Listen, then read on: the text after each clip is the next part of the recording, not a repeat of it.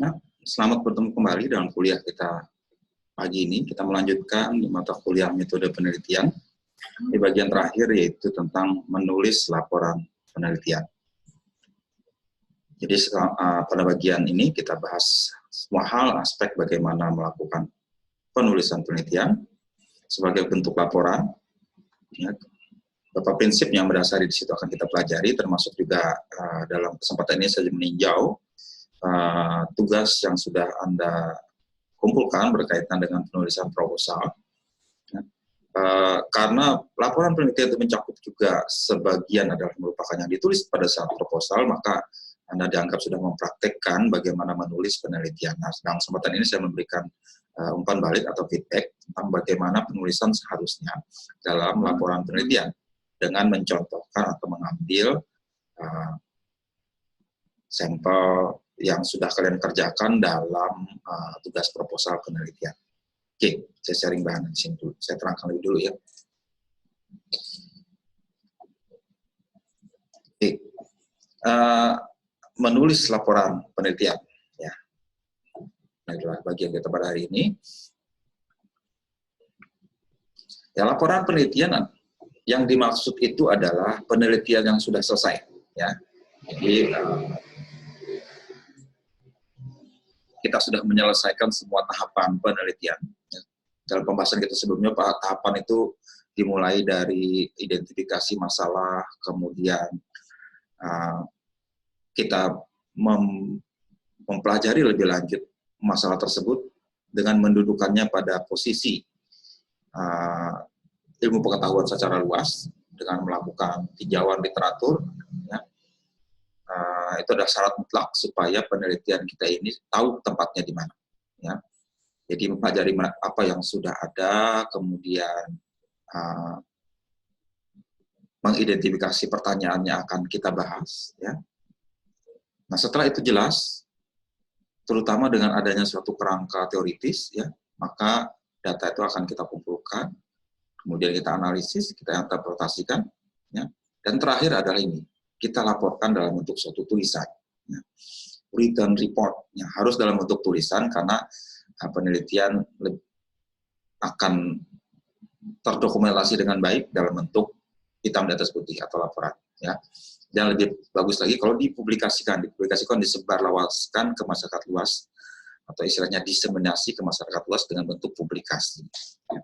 Kalau cuma penelitian hanya untuk internal, mungkin memang dia keperluannya internal, atau sifatnya rahasia, bisa saja. Cuman kalau untuk kepentingan umum yang sebaiknya disebarluaskan harus dipublikasikan.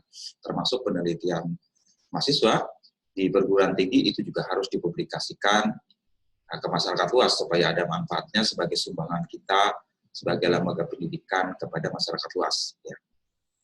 Jadi laporan penelitian adalah mutlak dilakukan supaya penelitian ini bisa terdokumentasi dengan baik, dengan kata lain abadi gitu ya, tersimpan dalam arsip dan memori masyarakat nantinya. Ya. Baik. Nah, tujuan penulisan laporan ini adalah pertama menyajikan atau mempresentasikan hasil penelitian. Ya, kita sajikan. Tetapi yang lebih penting lagi adalah memberikan argumen yang meyakinkan kepada pembaca atas apa yang ditemukan melalui penelitian ini. Ya. Tidak cukup hanya dituliskan begitu saja, tapi juga harus ada argumen ini loh. Penting penelitian ini, harap perhatikan. Ya, jadi memberikan argumen yang meyakinkan. Jadi menulis laporan bukan hanya sifatnya teknis, tapi meyakinkan. Nah itu yang juga kualitas yang harus diperhatikan oleh peneliti, termasuk juga para mahasiswa sebagai calon peneliti, adalah bisa mampu meyakinkan. Ya. Meyakinkan ini akan lebih dapat diperbesar dampaknya bila memang penelitian ini perlu dipresentasikan secara lisan atau oral presentation. Ya.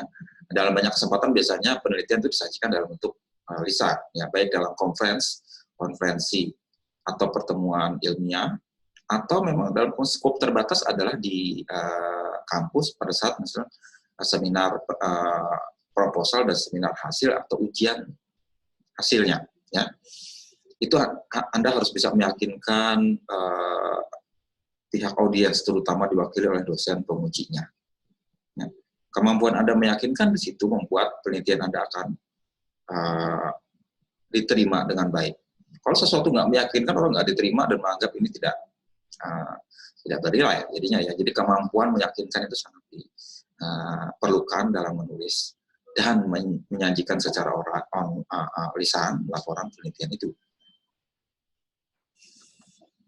Itu aspek utamanya. Penyajian hasil penelitian itu dalam bentuk tulisan atau laporan merupakan suatu cara komunikasi. Ya, jadi hasil penelitian dan rekomendasinya itu harus dikomunikasikan secara efektif kepada pihak-pihak yang berkepentingan. Pihak yang berkepentingan ini macam-macam ya. Pihak yang mensponsori penelitian ini, kalau itu berkaitan dengan perusahaan, sponsori berarti dia memberikan dana, memberikan support, memberikan akses, itu harus juga berkepentingan. Hasilnya apa? Kami sudah membiayai, apa hasilnya? Ya, mereka akan minta laporannya. Ya. Banyak kegiatan penelitian itu melibatkan sponsor, pihak yang memberikan pendanaan, ya, terutama berkaitan dengan dunia usaha dan dunia industri. Ya. Atau seringkali juga diwakili oleh pemerintah sebagai pihak yang berkepentingan. Misalnya kami dosen itu punya dana khusus dari penelitian dari pemerintah, ya, maka biasanya mereka meminta laporannya apa. Ya. Bahkan perlu dipresentasikan khusus mungkin. Ya. Saya pernah dapat hibah dari suatu instansi pemerintah, kami diharuskan menyajikan pada awal tahap proposal, mempresentasikannya, direview dan sebagainya, kemudian hasil juga diminta dan dikomunikasikan secara lisan dalam bentuk pertemuan konferensi seperti itu. Kemudian ada juga laporan hasilnya yang diminta dalam bentuk tertulis. Ya. Karena mereka berkepentingan, apa buktinya penelitian ini sudah dilakukan, itu laporan wajib ada. Ya. Kalau itu melibatkan saran atau rekomendasi, maka diusahakan ditulis dengan baik sehingga saran yang dibuat itu dapat diterima dan dilaksanakan oleh pihak-pihak yang meminta saran dari peneliti. Nah, sebaik-baiknya hasil yang diperoleh atau metode yang digunakan itu bila tidak ditulis dengan baik, maka tidak berarti bagi pihak yang berkepentingan. Jadi harus ditulis dengan baik. Mau hasilnya bagus, mau hasilnya temuannya luar biasa, cuma ditulisnya secara aut-autan sembarangan, tetap tidak akan dinilai dengan baik. Jadi penulisan itu adalah cara bagaimana mempresentasikan sehingga menyajikannya, membungkusnya dan menyampaikannya dengan baik sehingga orang akan menerima hasil penelitian ini. Ya. Itu yang harus disadari. Dalam penyajian itu isi dan susunan itu tergantung ya, ada macam-macam bentuknya, tapi tergantung pertama dari tujuan penelitiannya apa ya. Kemudian audiens atau pihak yang menjadi sasaran penelitian atau sasaran laporan ini siapa, itu harus kita sesuaikan. Ya.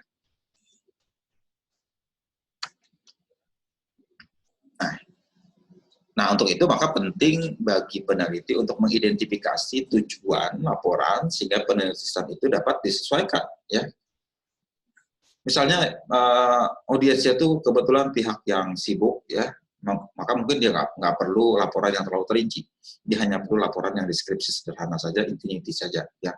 Cuman kalau melibatkan pihak tertentu yang perlu spesifik teknis, perlu detail, maka dibuatlah laporan yang sifatnya komprehensif, yang menawarkan berbagai solusi alternatif. Ya.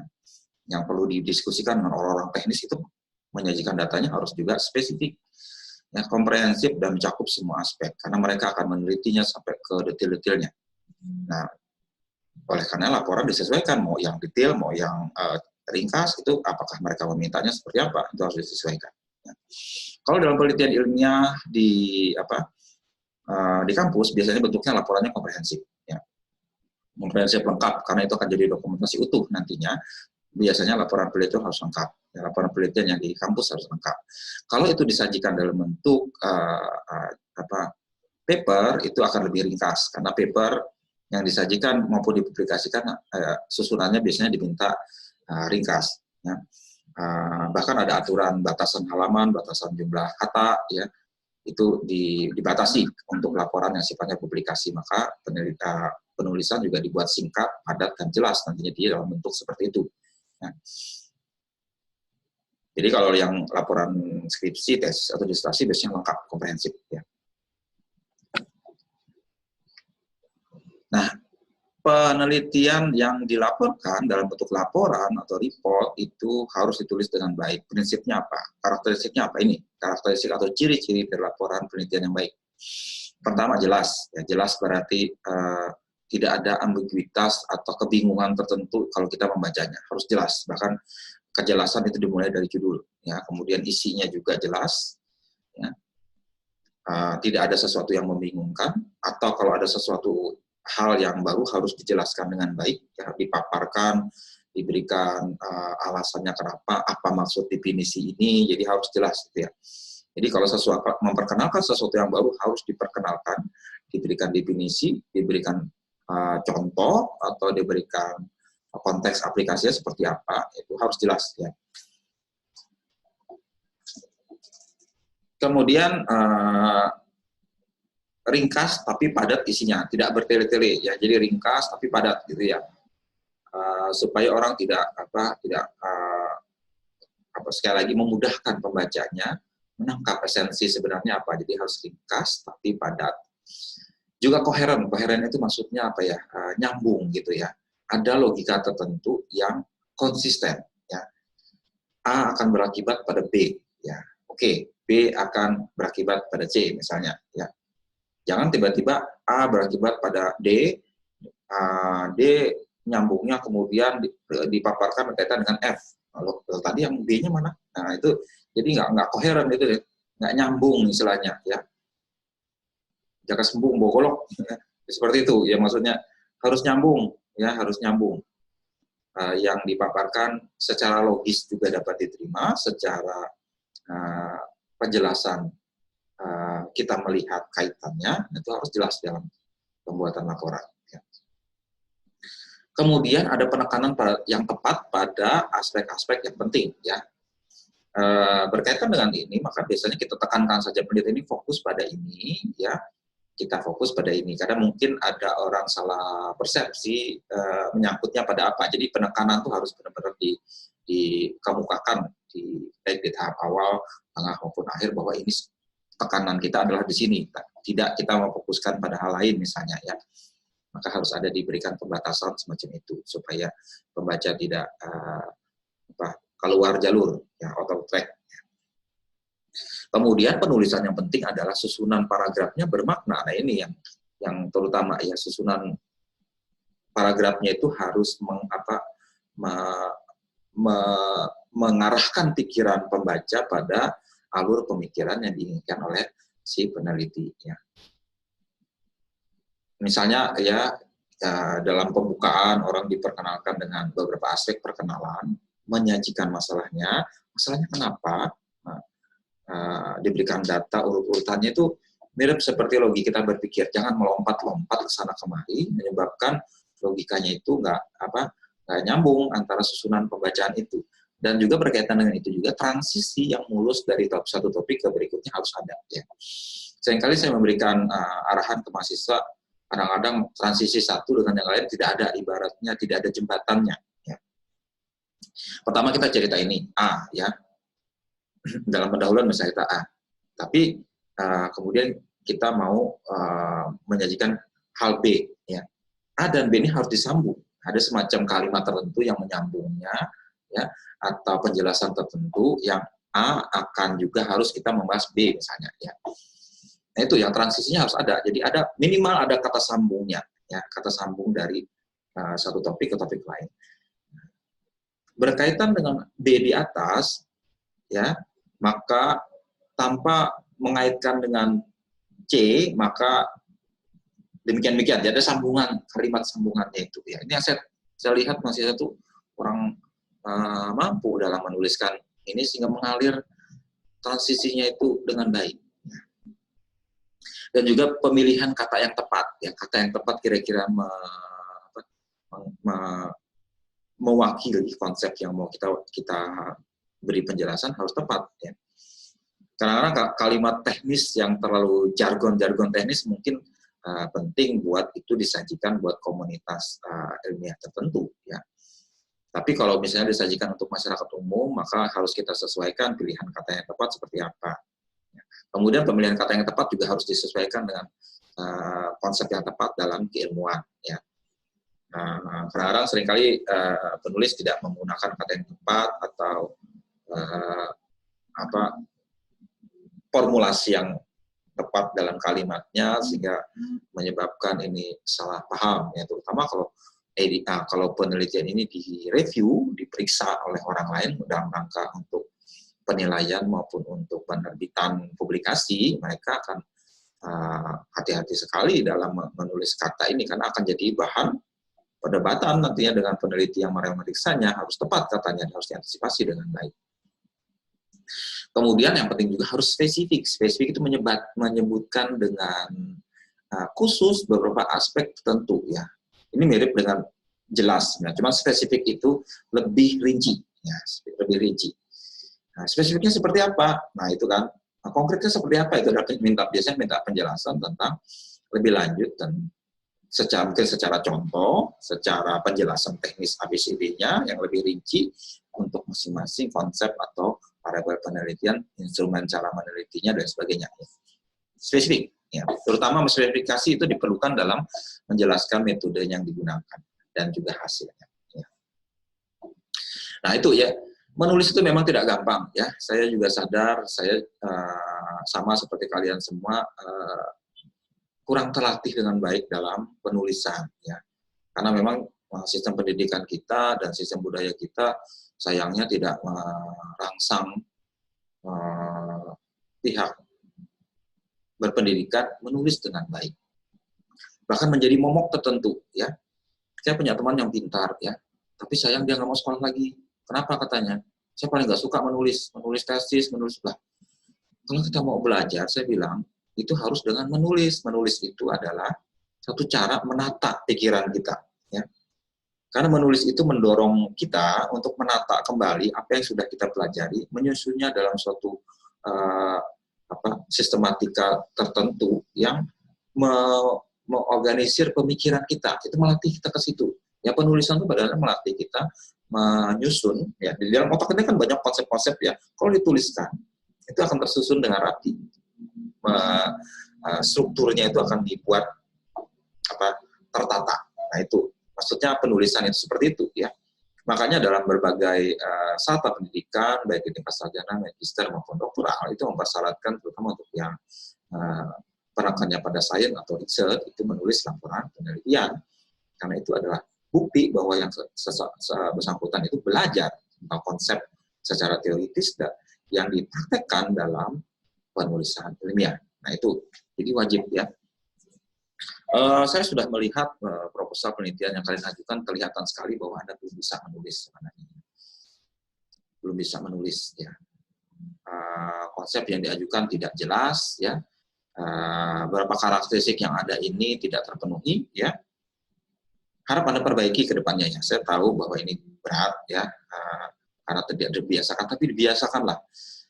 Kami mengharapkan nanti pada saat Anda menyelesaikan laporan penelitian di tingkat skripsi, itu sudah bisa, paling tidak, kalian sudah praktekkan itu dengan baik, dan mudah-mudahan akan menjadi bekal juga untuk nanti mampu menulis dengan baik di dalam berbagai bentuk komunikasi. Kalau Anda di tempat kerja nanti, apapun bentuk tempat kerja Anda, kemampuan komunikasi terutama dalam menulis itu sangat penting, ya. Kalian juga menyampaikan secara lisan, ya. Paling gampang menulis surat, ya. Ada orang yang sampai berjam-jam hanya untuk menulis surat selembar saja nggak bisa, nah repot itu, ya. Berbagai jabatan semakin tinggi kalian, semakin kalian harus mampu mengkomunikasikan dengan baik pemikiran, pendapat yang sifatnya ilmiah, ya. Dan itu harus dipunyai oleh orang yang terbiasa menulis, yang sebagai bentuk komunikasi yang baik, ya. Anda akan lebih banyak dihargai kalau punya kemampuan semacam itu, ya. Bahkan jabatannya akan lebih tinggi, mempersyaratkan Anda punya kemampuan di situ, ya. Terus menyampaikannya dengan baik, ya, dengan aturan komunikasi yang baik. Bahkan pekerjaan akuntan yang secara tradisional dipikir hanya pekerjaan di belakang meja, hanya diam saja, tidak perlu komunikasi, itu sebenarnya harus memerlukan komunikasi, ya. Karena dia mengkomunikasikan informasi keuangan kepada pihak lain, ya. Dan itu harus didahului oleh penulisan juga yang baik, ya. Kalau Anda membuat laporan keuangan, ya laporan keuangan itu bukan hanya bagian depan itu neraca, laporan laba rugi, laporan arus kas, laporan perubahan ekuitas, tapi juga di belakangnya ada catatan atas laporan keuangan. Catatan ini memerlukan kemampuan menulis yang baik, ya, karena di situ diuraikan ya, berbagai aspek penting yang dialami perusahaan dalam transaksi keuangannya yang perlu dilaporkan dalam laporan keuangan harus diuraikan dengan baik. Kemampuan menulis juga harus ada di situ. Jadi kemampuan yang dipelajari di tingkat kuliah ini akan berguna sekali ya, kecuali kalian hanya jadi pegawai biasa aja ya, hanya jadi tapi ingat ya, kalau jadi pegawai biasa seperti itu lama-lama zaman akan berubah, kalian akan digantikan dengan mesin. Jadi antisipasilah dengan baik ya, karena zaman sudah memasuki industri 4.0, baik lagi 5.0 ke depannya, maka peran manusia bergeser ya, tugas dia tidak hanya melakukan tugas yang sifatnya rutin otomatis itu digantikan oleh mesin, dia akan lebih arahnya berpikir ya, berkomunikasi yang tidak bisa digantikan oleh mesin, termasuk kemampuan menulis dan berkomunikasi itu nggak bisa dilakukan oleh manusia itu ya. Ya itu yang kami harus ingatkan kepada Anda sekalian. Ya ini ya prinsip-prinsip utama dan kalian harus bisa lakukan itu. Ya. Nah balik ke sini ya, laporan penelitian apa saja isinya? Ini isi secara umum ya, semua jenis penelitian biasanya bentuknya seperti ini, walaupun ada modifikasi atau perbedaan sedikit. Ini tergantung dari tadi itu tujuan dan audiensnya. Ya. Pertama ada judul ya, kemudian ada semacam ringkasan, baik itu ringkasan eksekutif biasanya untuk tujuan disampaikan kepada organisasi tertentu, ringkasan eksekutif. Kemudian ada sinopsis atau biasa kita gunakan istilahnya adalah abstrak ada ringkasan. Ya. Kemudian di situ ada daftar isinya, mendaftar semua yang ada dalam penelitian ini. Kemudian bagian berikutnya pendahuluan sebagai pembuka, body atau badan dari tulisan ini. Ya. Pendahuluan memaparkan tujuan penelitian apa, latar belakangnya apa, pernyataan masalahnya apa. Yang harus clear, jelas di tahap ini. Kemudian masuk ke isinya lagi, ada kerangka penelitian, ya, framework.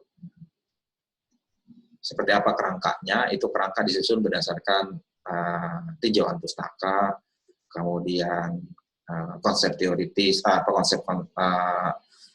kerangka konseptual, konsep yang digunakan apa, dan juga kalau ada adalah menyangkut hipotesisnya. Hipotesis mau diajukan apa?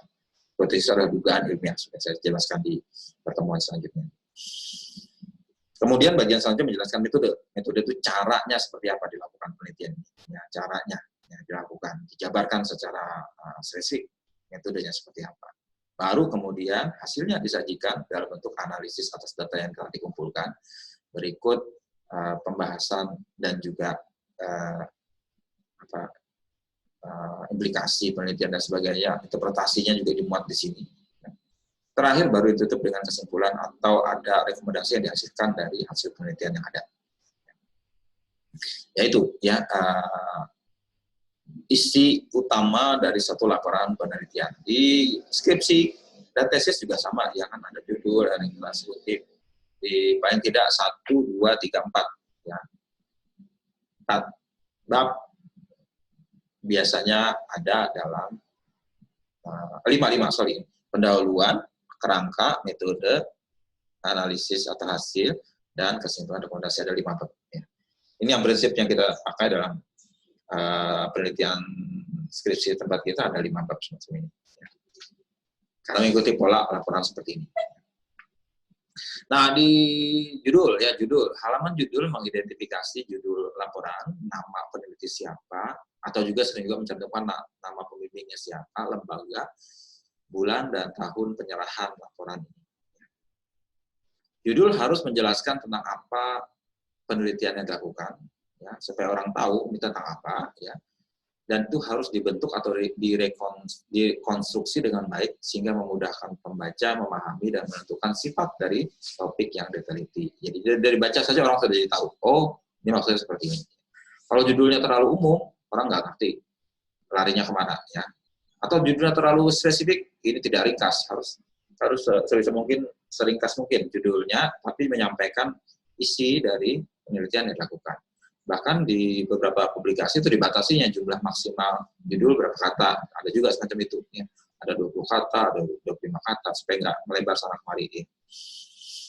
Ini contoh ya, contoh laporan skripsi. Ini kebetulan mahasiswanya saya yang bimbing. Hubungan implementasi enterprise risk management dengan peringkat kredit dengan ukuran perusahaan sebagai variabel moderasi pada perusahaan perbankan di Indonesia tahun 2013-2016. Ya. Judulnya agak panjang ya, cuman supaya spesifik tapi tidak berlebihan dibikin semacam ini. Ada variabel yang topik yang diteliti, yaitu bagaimana penggunaan manajemen risiko, dan disebutkan variabel utamanya apa di sini. Itu yang prinsip yang mendasar. Kemudian ada tulis skripsi sebagai bentuk kebulatan studi oleh siapa, ya. Ini instansi atau lembaganya di Indonesia Banjarmasin tahun 2019, ya, Provinsi Akuntansi tahun 2019. Ini paling tidak dasarnya seperti itu. Walaupun tidak disebut nama pembimbing, di sini biasanya pembimbing di bagian belakang.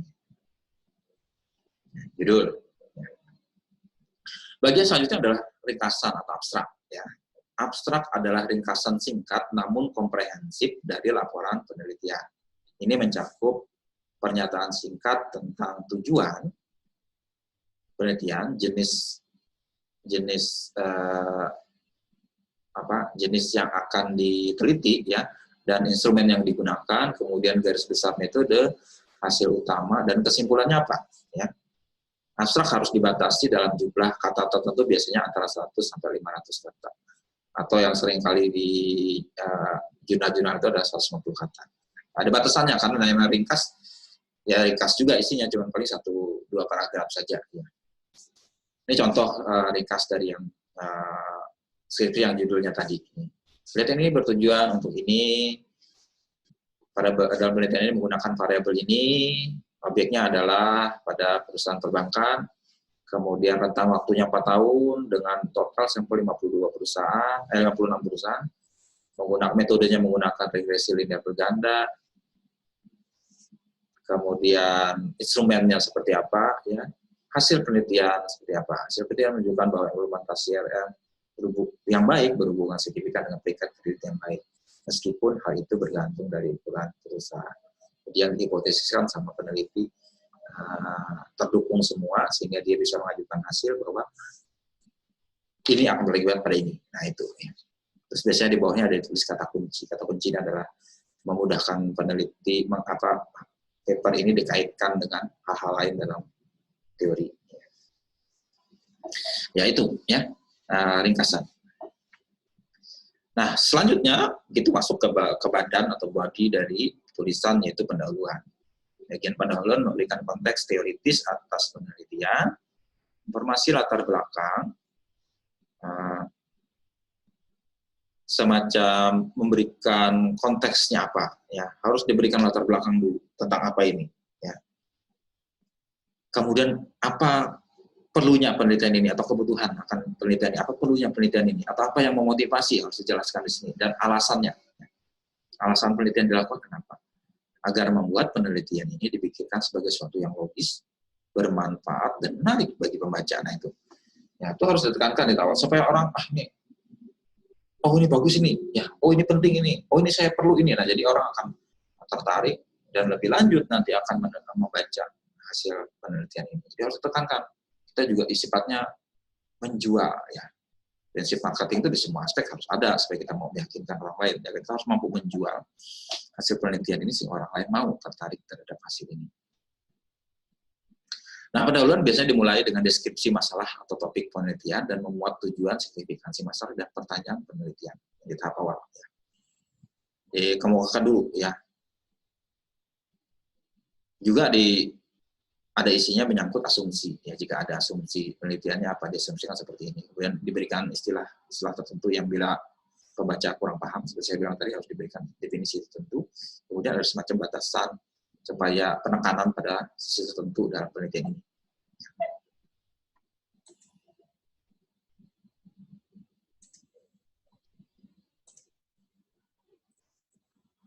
Ya, lanjutkan, itu pendahuluan. Ya. Nah, setelah pendahuluan, ya, pendahuluan ini sudah saya terangkan di bagian tentang definisi masalah kemarin, ya. Kemudian setelah definisi masalah, formulasi masalah, dan juga preliminary investigation, maka itu tercakup semua di pendahuluan. Nah, sekarang masuk lebih lanjut ke kerangka penelitian, ya, dan juga pengembangan hipotesis yang biasanya merupakan bagian lebih lanjut begitu memasuki penelitian. Ya. Ini sudah diterangkan di bagian tentang tinjauan teoritis dan juga pengembangan hipotesis. Ya. Tapi saya ulang sekali lagi di sini dalam rangka mengingatkan apa yang harus dituliskan dalam penelitian. Ya. Pertama itu harus ada tinjauan literatur. Jadi kita meninjau penelitian yang sudah ada berkaitan dengan topik ini apa saja. Yaitu menunjukkan apa yang sudah diketahui tentang suatu masalah atau topik dan mengevaluasinya. Ya, dievaluasi, ya, dalam kaitan hal yang diteliti. Ya.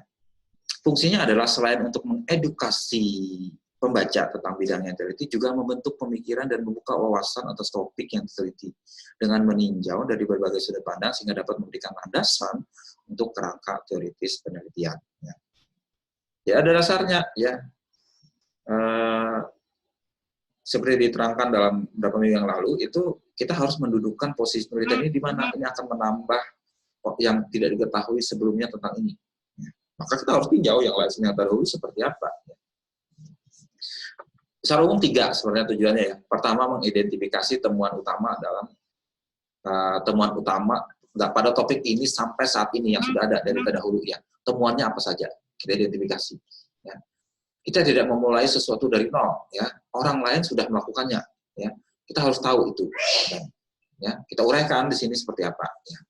Kemudian menunjukkan kekurangan utama dalam hal penelitian yang ada. Ya, kita evaluasi, tadi kan dikatakan dievaluasi. Nah, evaluasinya adalah dengan cara mencari, meneliti, mengidentifikasi apa kekurangan yang ada dalam penelitian yang ada ini. Ya. Oh, yang ada ini belum mengaitkan dengan ini, belum melihat aspek ini, ya, atau yang dilakukan selama ini kurang tepat, sehingga kita mendapatkan hasil yang kurang tepat juga. Nah, dia mau membetulkan misalnya, ya. Jadi kita dapat pemahaman tentang apa yang kurang dalam literatur yang ada selama ini. Ya, itu, ya. Jadi itu yang peneliti harus paham. Jadi sekali lagi konsep utamanya adalah 3M kata Pak Yudi Rizwan Yudi, ya. Apa 3M? Bukan masker mencuci tangan, bukan. Membaca, dan membaca. Kita nggak tahu literatur perkembangannya seperti apa kalau nggak membaca, ya. Nanti saya tunjukkan beberapa tugas proposal kalian yang kelihatan kalian tidak membaca sebenarnya, ya. Cuman punya ide dikembangkan, tapi kalian nggak pernah cari yang sudah dilakukan ini seperti apa, ya. Itu yang kelemahan utama dalam penelitian kalian, tidak punya landasan yang kuat yang meyakinkan tentang kenapa ini harus dilakukan. Memangnya kenapa, ya kan? Tuh. Ditinjau dari penelitian dahulu apa? Nah. Kemudian hal ketiga adalah mengarahkan penelitian pada pertanyaan penelitian dengan menjelaskan bagaimana penelitian ini mengusulkan untuk berkontribusi terhadap literatur. Nah, kalau kita sudah tahu tadi kekurangan, apa yang mau kita tawarkan? Apa yang mau dilakukan oleh penelitian ini sehingga harus dilakukan ini? Apa kontribusinya? Ya, untuk mengatasi beberapa kekurangan dari penelitian sebelumnya. Oh, yang tadi tidak ada meneliti tentang aspek ini. Nah, saya mau meneliti tentang aspek ini dalam penelitian ini. Nah, itu harus dijabarkan di situ. Ya, itu yang terutama. Memang ini sudah dilakukan di tahap sebelumnya. Pada saat penulisan itu hanya meyakinkan saja yang sudah dipikirkan tadi. Ya. Jadi sebenarnya di bagian ini saya sebenarnya mengulang lagi yang sudah dulu, cuman diingatkan kalau dituliskan lagi harus mencantumkan itu. Ya. Bagian setelah tinjauan pustaka adalah kerangka teoritis. Kita bikin semacam kerangka. Ya. Kerangka teoritis adalah landasan yang mendasari keseluruhan proyek penelitian deduktif yang dilakukan. Ingat, deduktif dan induktif. Deduktif maksudnya kita menguji berdasarkan berangkat dari suatu kerangka dulu, baru kita uji. Ya. Kalau induktif kan berdasarkan apa yang kita dapatkan, baru kita tarik fenomenanya seperti apa. Ya. Ini deduktif sifatnya ya. Jadi kerangka teoritis itu menjelaskan bagaimana dan mengapa fenomena tertentu atau variabel atau konsep berkaitan satu dengan lainnya, menjadi suatu bentuk model atau suatu bentuk teori. Ya. Kerangka ini merupakan jaringan asosiasi. Jadi ada asosiasi ini berhubungan sama ini berakibat sama ini karena ini. Ya, itu semacam itu ya. Di antara variabel-variabel yang dipandang relevan untuk situasi masalah yang dihadapi, yang dibentuk, diuraikan, dikembangkan secara logis. Nah, kerangka teoritis itu ada komponen, ada 3, sudah saya jelaskan beberapa sesi yang lalu. Ya, pertama harus meneliti, memasukkan variabel. Nah, variabel itu adalah sesuatu unit konsep, ya, bagian dari konsep yang kita teliti, yang angkanya bisa bervariasi, makanya dikatakan variabel. Ya. Dan itu harus didefinisikan dengan jelas. Ya. Kemudian berbagai macam variabel itu terhubung satu lainnya menjadi satu model. Model konseptual itu menggambarkan hubungan antar variabel dalam satu model secara berkaitan. Ya. Misalnya tadi ya, karakteristik pribadi berhubungan dengan kinerja, misalnya. Ya. Karakteristik pribadi berdampak pada kinerja tergantung juga dari lingkungan. Nah, itu hubungannya ada semacam apa? Ya, semacam itu. Ya. Dijelaskan juga apa hubungannya, dan kita mengharapkan hubungannya itu semacam apa, itu akan menjadi hipotesis nantinya. Nah, semuanya harus dituliskan dengan uraian yang logis dan jelas. Nah, hipotesis itu lebih lanjut adalah tadi, hubungan tadi itu kita bikin menjadi kalimat tertentu yang mau kita uji. Ya. Jadi hipotesis ada pernyataan tentatif berkaitan dengan asosiasi atau hubungan tadi yang dapat diuji, yang memprediksi apa yang Anda harapkan dalam mau ditemukan melalui data empiris di penelitian ini. Ya. Hipotesis berasal dari teori yang menjadi dasar model kausul dan seringkali bersifat relasional, hubungan. Dalam menguji hipotesis dan memformulasi hubungan diharapkan solusi dapat ditemukan. Ya. Nah, kalau A berdampak pada B, ya B ini kita pandang penting, berarti kita harus melakukan sesuatu terhadap A. Ya.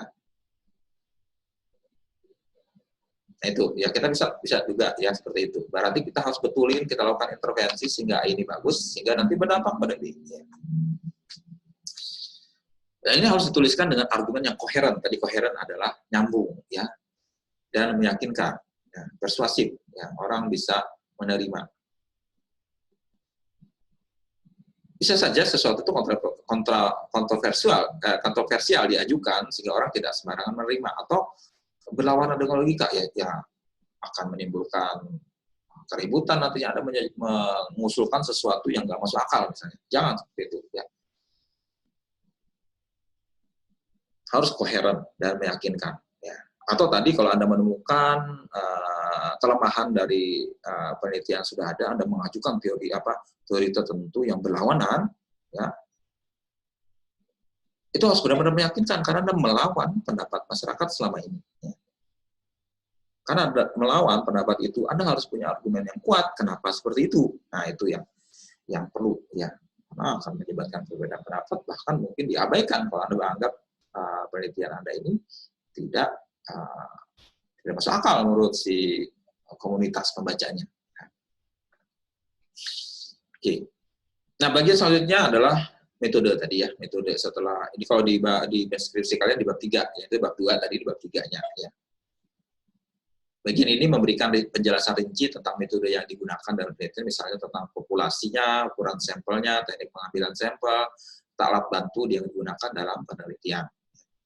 Tujuan bagian ini mendeskripsikan secara rinci bagaimana seorang peneliti melakukan penelitian sehingga dapat orang lain dapat mereplikasi atau mengulang penelitian tersebut berdasarkan informasi yang peneliti berikan dalam bagian ini. Ya. Jadi penelitian wajib direplikasi diulang-ulang supaya teruji. Ya.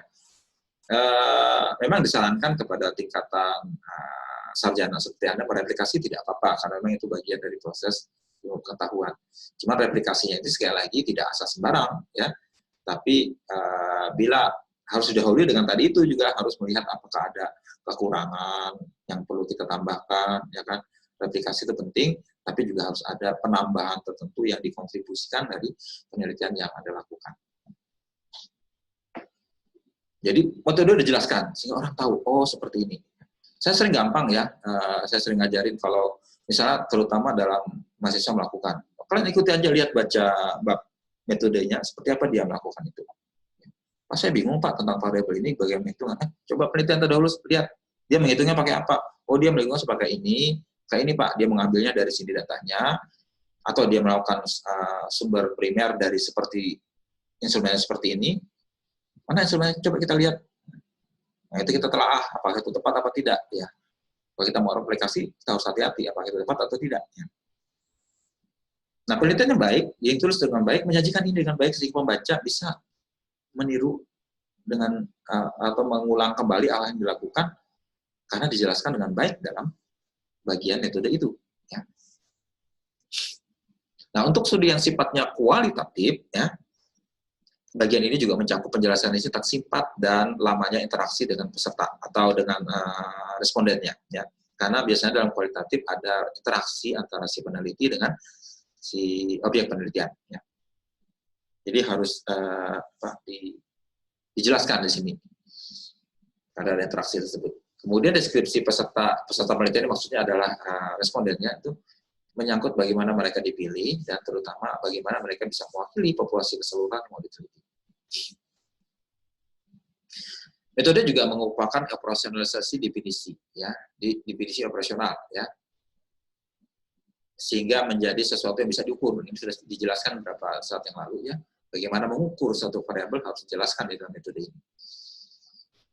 Dengan instrumen seperti apa sebagai bentuk pengukuran, disertai dengan validitas dan reliabilitas instrumen yang digunakan. Ya, sudah dijelaskan di beberapa waktu yang lalu berkaitan dengan data, terutama data primer. Ya.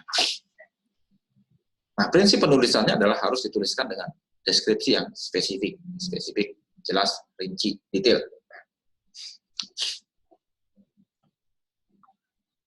Nah, bagian selanjutnya, ini bab 3, sekarang masuk ke bab 4, ya.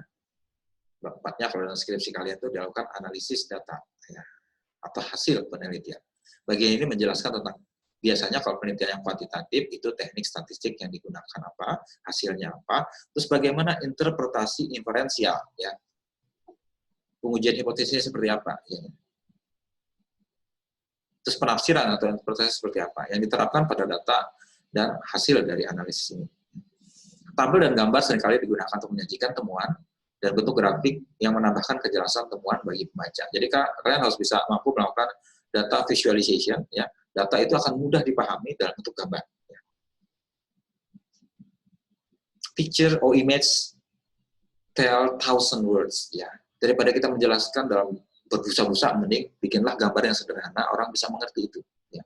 Bentuk tabel, bentuk grafik seperti chart gitu ya. Grafik kurva begini, atau bentuk pie, atau bentuk kolom-kolom begini, itu memudahkan orang membacanya. Kemudian bagian hasil juga menjelaskan kepada pembaca apa yang ditemukan penelitian, termasuk juga penelitian statistik deskriptifnya. Nah, itu penting ya, kadang-kadang mahasiswa mengabaikan bahwa harus ada menjelaskan terlebih dahulu statistik deskriptifnya, ya, supaya kita paham tentang data ini seperti apa. Feeling the data itu adalah memahami betul yang kita perolehnya apa. Ya, oh ternyata seperti ini polanya. Ya. Oh dari yang saya teliti ternyata sebagian besar adalah seperti ini. Nah kita paham sekarang, ya. Kalau penelitian yang real itu bisa makan waktu lama, penelitinya itu memahami dulu datanya. Nah, saya ingat waktu saya mengerjakan disertasi dulu, saya perlu waktu sebulan hanya untuk memahami data yang saya peroleh. Pahami betul, saya utak-utik, saya bikin visualisasi gambarnya, saya bikin grafiknya, ya. Oh ternyata begini polanya. Mengerti kita sekarang. Nah, itu baru dari situ tahap selanjutnya kita uji hipotesis kita, dari kita sudah dapat gambaran pola datanya adalah seperti ini. Ya. Di dalam penulisan juga sama, harus diarahkan pembaca memahami betul data yang diperoleh seperti apa dengan statistik deskriptif, baru kemudian masuk ke uji hipotesisnya seperti apa. Uji tesis akan lebih gampang kalau terlebih dahulu dipaparkan atau diterangkan mengenai statistik deskriptifnya. Misalnya ya, biasanya variabel tertentu itu punya kualitas tertentu. Misalnya ya, kepuasan pelanggan misalnya. Kepuasan pelanggan itu kan punya skala tertentu berdasarkan yang digunakan 1 sampai 5 misalnya. Nah, kita harus tahu dulu min atau rata-rata yang didapatkan berapa. Misalnya dapat 4,5. Oh, sebagian besar berarti responden penelitian ini hampir mendekati puas sekali. Ya. 4,5 hampir mendekati 5. Berarti yang ada selama ini sudah bagus. Ya. Tapi kalau sebaliknya kita mendapatkan kepuasannya 1,5 berbanding 5. Oh, berarti sebagian besar pelanggan kita ini tidak puas. Nah, itu. Nah, waktu kita menguji hipotesis, akan kita dapat gambaran, ini data saya uji untuk orang yang sebagian besar tidak puas. Nah, begitu saya menginterpretasikan, akan tahu juga, misalnya kalau misalnya yang kita hipotesis kan tidak teruji, maksudnya tidak terdukung, ya, tidak signifikan hasilnya, kita sudah dapat gambaran bahwa ini sebagian besar mereka tidak puas, mau apapun juga mereka tetap nggak puas. Ya. Yang saya teliti menjadi nggak relevan karena sebagian besar mereka tidak puas. Misalnya Anda menemukan satu hal yang signifikan, nah berarti satu inilah yang mereka anggap penting. Nah ini yang bisa kita interpretasikan, kita fokuskan, bahkan kita sarankan untuk diperbaiki berdasarkan temuan itu. Nah, jadi pemahaman atas data penting sekali, karena itu akan jadi dasar Anda memahami hasil penelitian secara keseluruhan. Nah itu akan disajikan lagi dalam bentuk bagian pembahasan ya, atau diskusi dalam penelitian. Ya, pembahasan adalah tempat di mana peneliti menafsirkan atau menginterpretasikan data dan mengevaluasi hasilnya seperti apa. Yang tadi saya bilang itu interpretasi, ya kan? Pembahasan sebagai bagian dari laporan penelitian juga memaparkan implikasi, apa akibatnya. Implikasi itu akibat, implicated, consequences. Ya. Akibat dari ini apa? Baik secara teoritis maupun praktis dari penelitian ini. Kalau misalnya tadi ya, pelanggan yang tidak puas tadi ya, itu kan berarti implikasinya apa? Implikasi bahwa objek yang kita teliti ini kurang mampu memuaskan pelanggannya.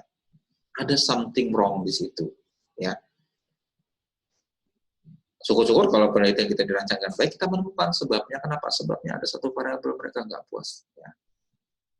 Nah, itu yang bisa kita implikasi. Berarti implikasinya apa? Perusahaan harus betulin ini. Ya, secara umum, kondisi pelanggan mereka nggak puas. Ya. Sebabnya adalah ini, perbaiki itu. Nah, itu implikasinya itu. Sehingga kita bisa membuat rekomendasi atau saran bagi penelitian selanjutnya, atau mungkin secara praktis menyarankan perbaikan atau tindak lanjut oleh pihak yang berkepentingan atau manajemennya. Itu analisis data yang baik. Saya sudah terangkan beberapa minggu lalu bagaimana melakukan ini dengan baik. Ini saya terangkan di sini dalam rangka menuliskannya, sehingga menuliskannya itu harus dengan koheren, nyambung, ya, logis, punya dasar.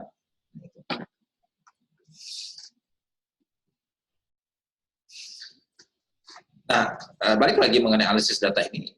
Analisis data membahas hasil penelitian yang ditemukan, menjelaskan dengan tepat apa yang ditemukan itu, ya, dengan tepat, ya. Jangan keliru, ya, kadang-kadang ada penelitian yang saya periksa, saya uji, nggak tepat dia menerangkan, ya, bahkan dia nggak paham konsepnya seperti apa, ya. Misalnya yang beberapa yang lalu tentang agresivitas pajak, ya, kalau di akuntansi ada itu, pajak yang agresif, ya. Pajak yang agresif menurut teori ini bisa dilihat dari seberapa banyak dia bayar pajak berbanding terhadap laba sebelum pajak. Ya. Kalau dia bayarnya sedikit dibanding total laba, berarti dia terlalu agresif. Dia menekan pajak seminim mungkin dengan berbagai macam cara, entah itu avoidance atau penggelapan, saya nggak tahu. Cuman kita dapat hasil akhirnya adalah pajak ini biar sedikit. Ya. Berarti rasionya semakin sedikit, semakin agresif dia. Nah, ada orang salah menafsirkan. Ya. Angkanya semakin besar, katanya semakin agresif. Nah, itu kebalik. Ya. Saya balik nanya, konsep kamu seperti apa? Semakin besar itunya, Pak, itu semakin agresif. Lah, terbalik, saya bilang, kan makin kecil yang dia bayar, itu semakin agresif. Bukan semakin besar dia bayar. Ya. Karena logikanya, kalau pajaknya kecil, dia berarti melakukan berbagai banyak penghematan atau trik-trik pajak, sehingga pajaknya biar sedikit. Sehingga kita bisa mengatakan agresif. Ya.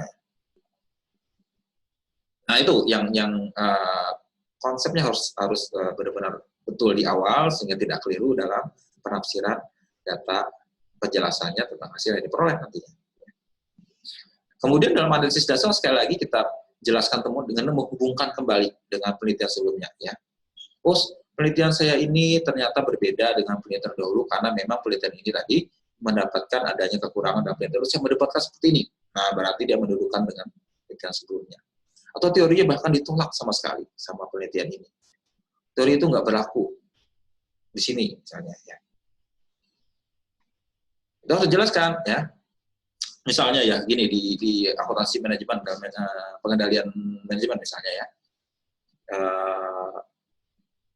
Kalau di Amerika umumnya banyak ilmu itu berdasarkan kondisi di Amerika Serikat karena bisnis ilmu tentang bisnis biasanya dirintis atau dimulai di Amerika. Cuman beberapa konsep kadang-kadang tidak berlaku di negara lain. Ya. Misalnya di Amerika itu sangat menjunjung tinggi keberhasilan pribadi ya, personal success seperti itu kalau diterapkan dalam manajemen kinerja, maka kalau kita mau meningkatkan kinerja pegawai menurut konsep Amerika, maka kita harus memberikan insentif sebanyak mungkin kepada dia, baik dalam bentuk bonus, dalam bentuk insentif, hadiah, reward, ya, penghargaan dan sebagainya kepada karyawan tersebut. Itu terbukti di Amerika. Kalau diberikan bonus yang besar, mereka akan bekerja keras. Ya. Sehingga hasil yang dicapai juga kinerjanya sangat bagus. Tapi itu nggak berlaku di negara lain.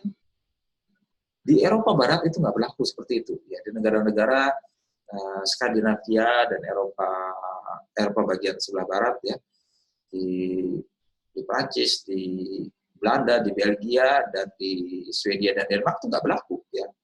Kenapa? Karena mereka nggak seperti orang Amerika berpikirnya. Ya.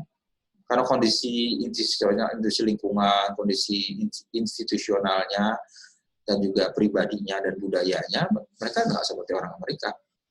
Kami nggak mau kerja keras gila-gilaan, kami mau menikmati hidup. Ya. Kalau selama kebutuhan saya terpenuhi, peduli amat situ kasih kasih insentif, kasih bonus segala macam, nggak mau.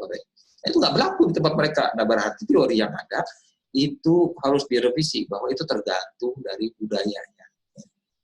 Ada penelitian seperti itu ya. Di mata kuliah SPM saya mengajarkan ada topik tentang insentif kinerja. Nah, itu nggak berlaku di sana karena ada aspek lain selain personal success-nya juga akan berdampak pada motivasi orang melakukan satu pekerjaan. Nah, peneliti tadi harus menjelaskan, yang konsep sebelumnya bukan keliru, tapi tidak bisa berlaku di semua keadaan. Nah, itu. Lihat lagi keadaannya. Itu makanya dalam manajemen dikenal adanya contingency teori, tergantung dari kondisinya. Tidak ada sesuatu yang sifatnya mutlak dalam ilmu sosial, tapi tergantung kondisinya. Ya. Berbeda dengan ilmu alam, ilmu pasti, udah pasti namanya pasti atau eksaknya pasti, ya. Cuman ilmu sosial nggak pasti, ya tergantung keadaan. Itu yang harus dipahami. Ya, penelitian sosial itu uniknya di situ, ya. Karena tidak menjelaskan sesuatu yang pasti, tapi bisa diteorikan yang sifatnya tadi memperhitungkan ada faktor-faktor tertentu yang sifatnya situasional, ya, tergantung situasinya. Ya, itu yang harus dipahami oleh peneliti sosial, termasuk ya peneliti di bidang manajemen dan juga akuntansi, bahwa adanya kondisi seperti itu harus disadari. Teori mungkin tidak bisa berlaku penuh. Ya, lihat kondisinya seperti apa.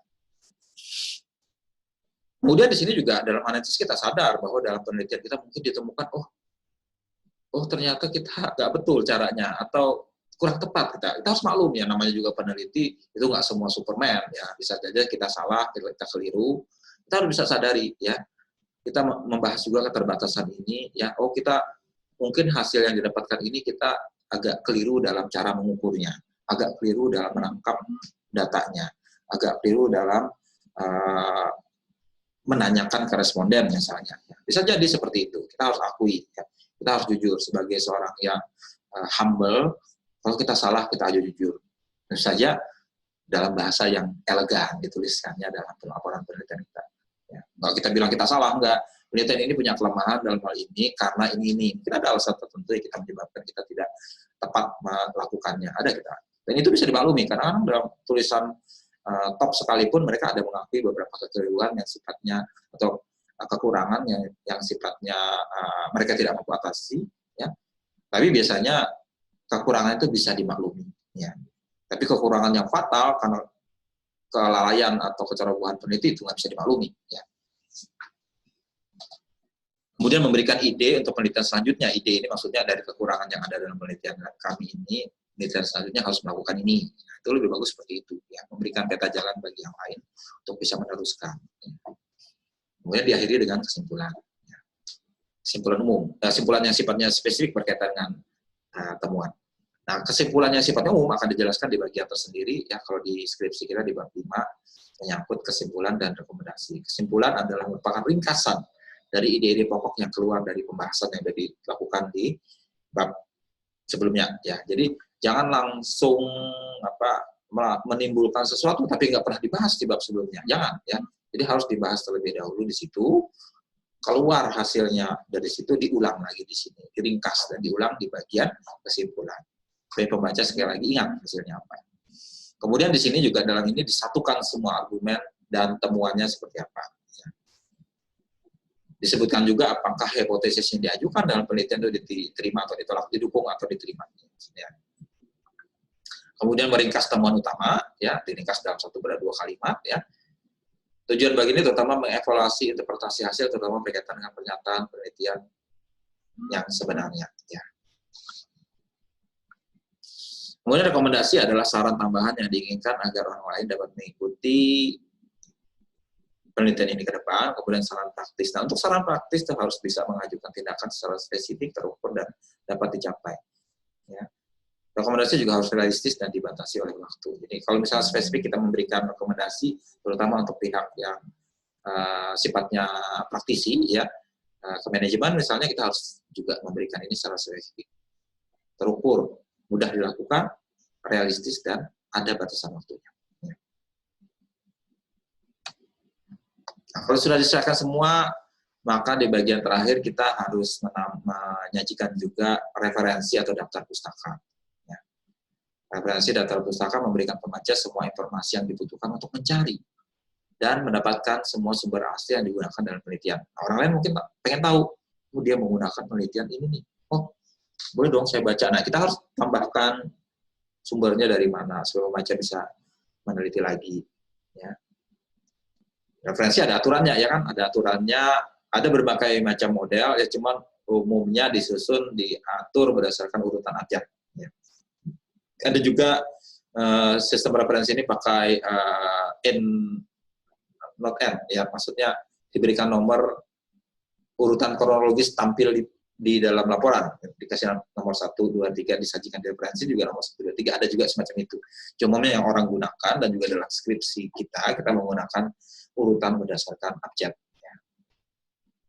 Kemudian kalau laporannya komprehensif, ada juga lampiran biasanya. Ya. Lampiran ini menyediakan tempat untuk informasi penting, termasuk alat yang disiapkan oleh penelitian yang digunakan selama penelitian. Misalnya ada kuesionernya dilampirkan, hasilnya dalam bentuk tabel disajikan, data mentah atau lembar analisis tambahan bisa ditambahkan di lampiran. Tapi tidak semua harus dilampirkan. Ya, kemarin itu ada penelitian mahasiswa melampirkan tebal sekali, di bantal gini. Ini apa aja isinya? Lampiran, Pak. Lah, ini nggak perlu, ini buat kamu aja yang ini. Misalnya data populasi yang mau dia teliti. Misalnya waktu itu dia meneliti tentang pajak rumah kos. Ya. Dia bawa tebal sebegini, ini apa isinya? Ternyata itu daftar orang yang terdaftar di Pemda yang mempunyai rumah kos. Ini nggak perlu, ini buat kamu saja yang ini. Ya. Kemudian yang list responden yang disampel boleh dimasukkan ke situ, daftar listnya seperti apa. Untuk yang sifatnya komprehensif, untuk kampus harus dilampirkan, tapi untuk pihak luar itu nggak perlu diberikan. Itu data yang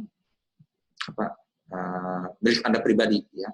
Bahkan itu jangan diungkap sembarangan, itu ada harga tertentu di situ. Anda sudah capek-capek bikin, sembarang orang pakai, jangan, ya. Harus minta izin ke Anda nanti kalau orang mau pakai. Bahkan harus ada kompensasi tertentu kalau orang yang bisa pakai, karena itu kan hasil pekerjaan Anda. Itu hak pribadi Anda, nggak boleh itu hak cipta yang Anda punya. Bahkan kalau Anda daftarkan di Kementerian Hukum HAM, itu punya Anda pribadi. Orang lain yang mengambil itu sembarangan akan kena sanksi nanti. Jadi simpan dengan baik informasi yang didapatkan untuk Anda pribadi. Untuk kampus memang dipersyaratkan Anda melampirkan itu, cuman kalau di pihak luar kampus itu harus di-keep, nggak boleh sembarangan ambil. Prinsipnya seperti itu. Ya. Oke, itu bahan kita menyangkut penulisan laporan penelitian. Saya harap Anda bisa mengerti prinsip-prinsip utama, dan terutama sekali bisa mampu menulis. Saya sangat mengharapkan Anda melatih kemampuan ini terus-menerus, terutama pada saat nanti melakukan penelitian skripsi. Ya. Tujuannya adalah terutama untuk memampukan kalian berkomunikasi dengan baik. Ya. Itu. Ya. Saya menemukan banyak kelemahan. Ya. Saya sadar itu dan kalian harus perbaiki sebaik mungkin. Ya. Sekarang saya coba